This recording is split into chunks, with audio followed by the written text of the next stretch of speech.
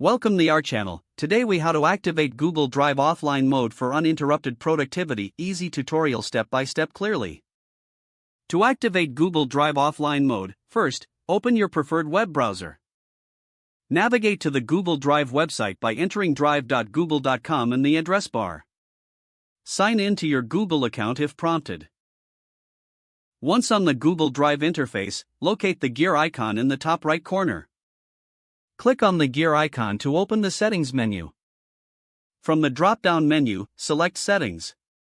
In the Settings window, find the section labeled General. Look for the option that says Create a Google Docs, Sheets, and Slides files offline. Check the box next to this option to enable offline mode. You may see a prompt indicating the download of Google Docs offline extension. If prompted, proceed to install the extension by clicking Add to Chrome. Once the extension is installed, return to the Settings menu in Google Drive. Confirm that the offline option is still checked. After confirming, click Done to save your changes.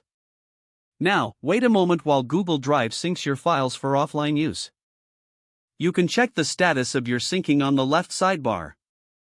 Once the sync is complete, you can access your files without an internet connection. To view the files offline, simply open Google Drive while you are disconnected from the internet. Your previously synced documents will be available for editing. When you regain internet access, any changes made offline will automatically sync with your Google Drive. This ensures your productivity remains uninterrupted, even without internet access. Enjoy your offline access to Google Drive and keep working seamlessly. If the page does not load, refresh the browser or try again in a private or incognito window. Make sure you are using the correct email address, then retype it carefully to avoid small typos.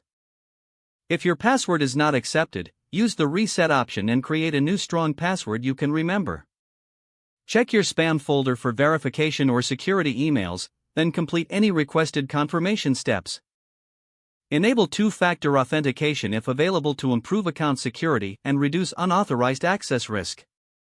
After signing in, review your profile details so your contact information and settings are accurate and current. If you see an error message, note it down and try again after restarting your device and internet connection. Log out when you finish, especially on shared devices, to keep your account and payment information secure. If the page does not load, refresh the browser or try again in a private or incognito window. Make sure you are using the correct email address, then retype it carefully to avoid small typos. Don't forget to like this video and subscribe to our channel for more step-by-step tech guides.